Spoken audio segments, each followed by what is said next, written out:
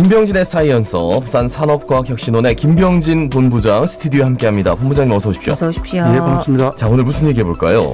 예, 지난주 9월 7일 날 우리 2030 부산 세계박람회에 대한 유치 계획서를 국제 엑스포 기구죠. BIE에다가 공식적으로 제출을 했습니다. 그래서 이제부터 본격적으로 이제 2030 부산 세계박람회의 유치 경쟁이 시작되었는데요. 이제 원래 그 세계박람회, 월드 엑스포라고 얘기하죠. 이 월드 엑스포는 원래 산업박람회부터 시작을 했습니다. 그래서 과학기술과 뗄래야 뗄 수 없는 관계가 있고요. 그래서 이제 우리 제출했으니까 우리 박람회의, 우리 엑스포의 주제 부재 이게 어떤 그 과학기술하고 연관이 있는지 한번 살펴보면 좋을 것 같아서 준비했습니다. 네, 이 세계박람회가 과학기술과 관련이 많다, 뗄래야 뗄 수 없다 하셨는데 엑스포 역사 속에 과학기술 어떤 것들이 있습니까? 예, 사실 엑스포는 역사가 되게 오래됐거든요. 그래서 최초의 엑스포 형태가 1756년에 영국에서 시작됐습니다. 오늘 영국 얘기 많이 나오는데. 그러네요.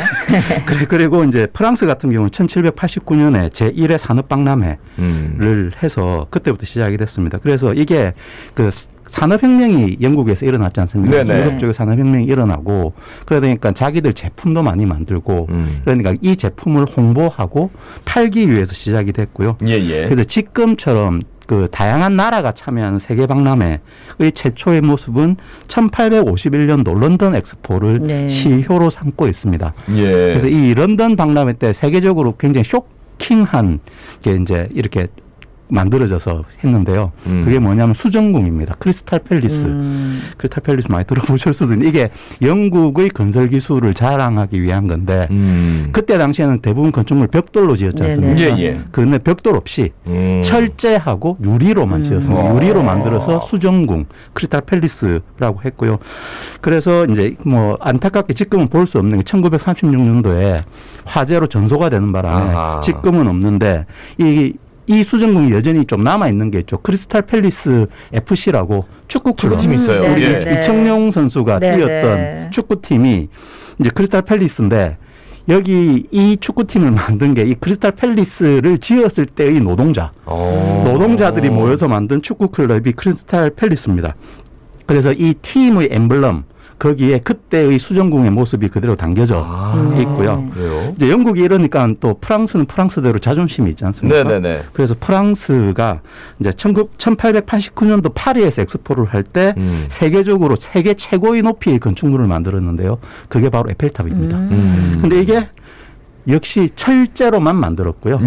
그때 이제 높이가 300m인데 이게 그때 당시에 최고로 높은 건물이 169m니까 워싱턴 기념탑이 169m랍니다. 그러니까 굉장히 높은 거죠. 거의 두 배. 이거를 이제 이후에 1930년대까지 세계 최고의 높이의 건축물이라고 얘기하니까 그때 당시에는 굉장히 쇼킹한 기술이었고요.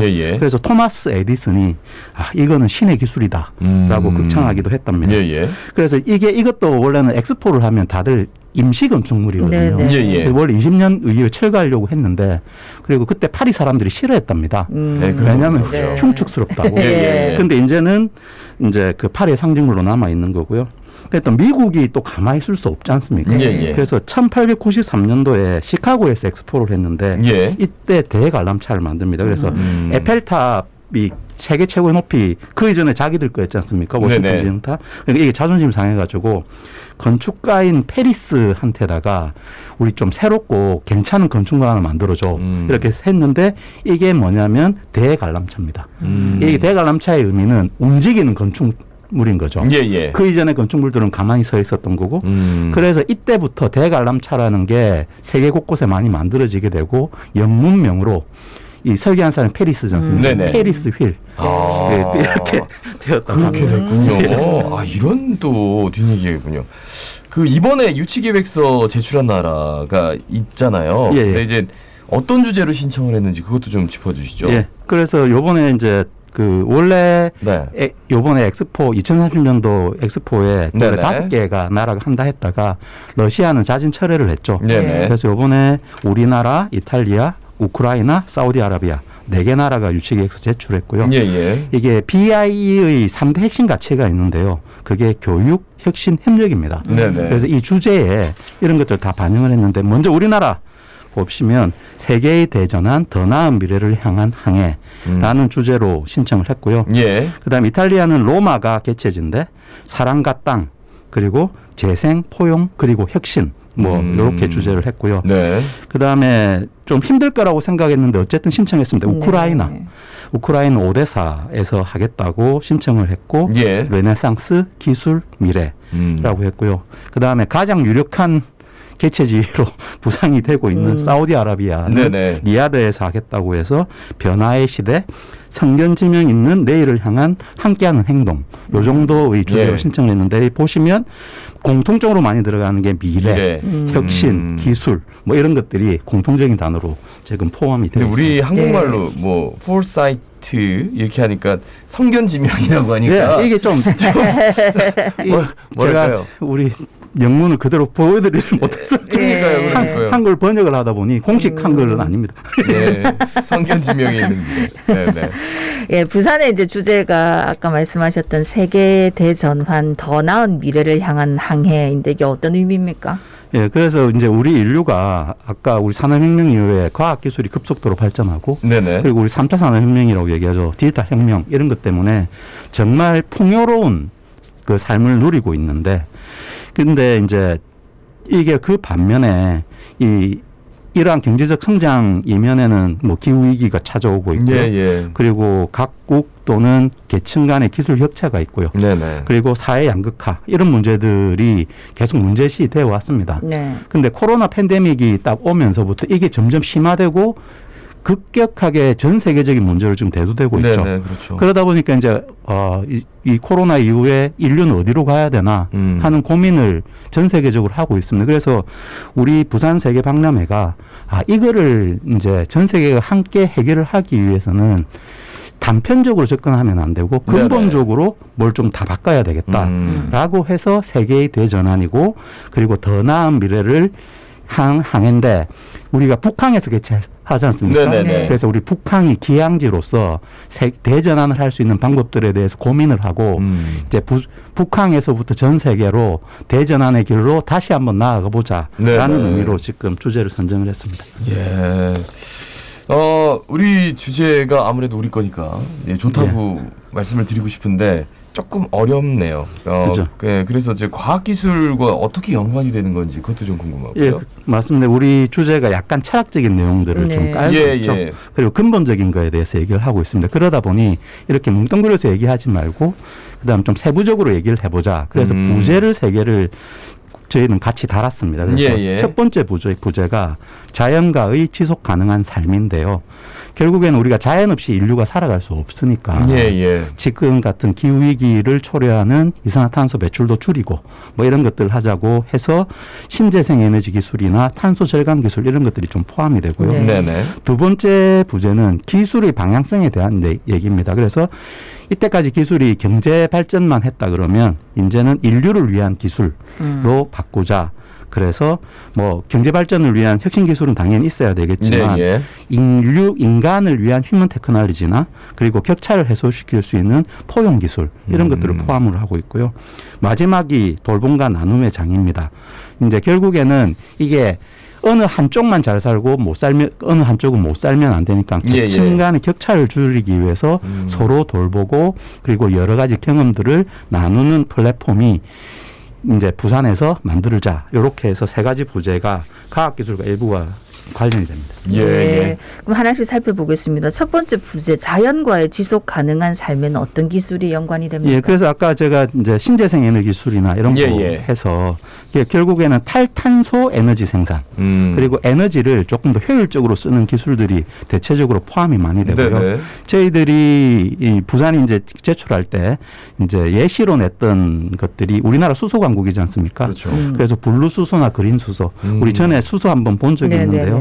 탄소 배출을 하지 않는 수소에 대한 생산 기술과 보급 이런 기술들을 예시로 조금 들었고요.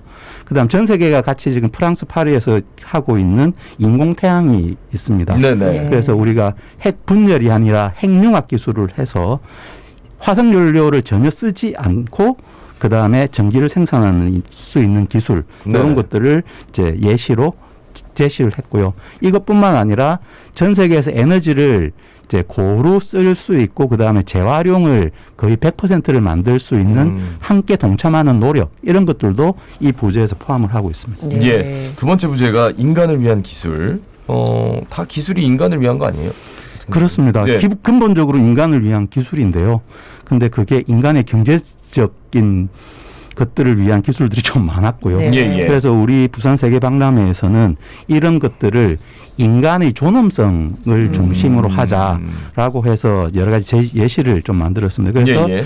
어쨌든 인류는 지속적으로 경제 성장은 해야 되니 거기에 필요한 혁신 기술, 우리 메타버스라든지 인공지능이라든지 이런 것들 있고요. 그래서 그런 것들이 합쳐진 스마트 팩토리 같은 것들 예시로 잡아봤고요. 예, 예.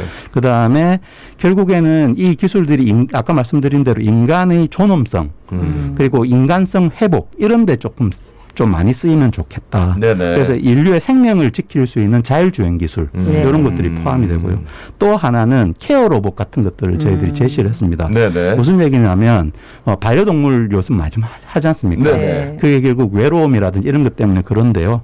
이제 이런 부분들을 로봇이 또 대체할 수 있는 왜냐하면 반려동물은 그 삶의 길이가 우리보다 짧지 않습니까? 네. 네. 거기서 또 오는 상실감이 있기 때문에 그런 것들을 포함을 좀 했습니다. 예, 네. 마지막 부제 나눔과 돌봄의 장 요거는 얼핏 보면 관련 없어 보이는데 어떻습니까? 그죠. 나눔과 돌봄의 장은 뭐 사회활동이라든지 네. 이 협력 연대 이런 것들만 보이는데 요 네네. 속에 요즘에는 과학 기술들이 많이 녹아져 있습니다.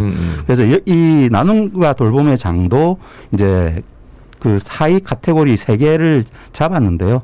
사회 안전망을 강화하자. 네. 그리고 계층 간 국가 간 격차를 해소시키자. 그리고 지식을 나누자. 뭐 이렇게 3개 카테고리로 좀 나눠져 있고 예. 사회 안전망 강화와 관련해서는 결국은 가장 큰 게 원격 의료인 것 같습니다. 그래서 의료 소외 지역에도 선진 의료 기술이 들어갈 수 있는 기술 네네. 이런 부분들을 좀 강조하고 있고요. 그다음 격차 해소의 장으로 우리나라 그 기업을 저희 이 대표 사례로 내세웠는데 네네. 솔라파워라는 회사입니다. 그래서 아프리카에 그 전기가 없어서 네네. 이제 학교를 못 오는 아이들에게 충전이 가능한 배터리를 주고 학교에 와서 공부하는 동안 태양광으로 충전하고 네. 근데 그러면 그걸 들고 가서 집에 가서 그 휴대폰도 충전하고 그다음 밤에 불도 밝히는 솔라카우라는 회사 이게 속성에는 기술이 들어있는 거죠. 네네. 이런 부분들을 포함시켜가지고 결국 이 나눔과 돌봄도 기술과 다 연관되는 그런 걸로 좀 되어 있습니다. 네. 네. 주 부제 말고 우리나라 기술력을 보여주는 것도 또 있다고요? 예, 우리나라가 결국 ICT 최강국이지 않습니까? 그렇죠. 네. 그러면 그걸 잘 보여야죠. 그래서 그렇죠. 우리 부산 세계박람회는 메타버스 엑스포를 전격적으로 하겠다라고 공표를 했습니다. 그래서 메타버스 인 엑스포 2030을 네네. 이라는 전용 메타버스 플랫폼을 구축하기로 했고요. 여기에서 주부제 구현을 위한 여러 가지 캠페인이라든지 활동들을 하게끔 하고 네네. 그리고 박람회 기간 중에는 우리 전시장 오프라인 전시장을 디지털 트윈으로 구현을 해서 네네. 우리 계속 다 올 수 없지 않습니까? 네. 그렇죠. 그러니까 잠깐 왔다 갔던 분들도 못 본 곳을 메타버스로 본다든지 아니면 아프리카 이런 데서도 본다든지 네네. 이렇게 할 수 있게끔 하고요. 그다음에 우리가 도심에서 개최하지 않습니까? 네네. 네. 그러다 보면 교통대책들이 조금 힘들 수 있습니다. 네네. 그래서 우리가 UAM이라든지 이런 이제 최신 교통수단도 적용시키고 그리고 우리 그 교통 시스템을 관제 시스템을 완전 지능화된 교통 시스템으로 이제 하려고 이제 계획서에 담겨져 있고요. 네네. 그다음에 우리 전시를 할 때도 신기술들이 좀 들어가는데요. 우리가 사람이 지나가거나 어떤 제스처를 취하면 전시물이 자동으로 반응하는 그런 기술도 이제 적용시킬 거라고 얘기를 하고 있습니다. 야, 이건 신기술에 총 박라돼 있는데. 박라돼 있다. 뭐 이렇게 얘기할 것 같아요. 말씀 잘 들었습니다. 고맙습니다. 고맙습니다. 예, 감사합니다. 예, 부산 산업과학혁신원 김병진 본부장과 함께 2030 월드엑스포에 대한 얘기 좀 해봤습니다. 자갈치 아지매 17,978의 박성원이었습니다. 아나운서 김동현이었습니다. 오늘도 힘찬 하루 보내십시오. 고맙습니다.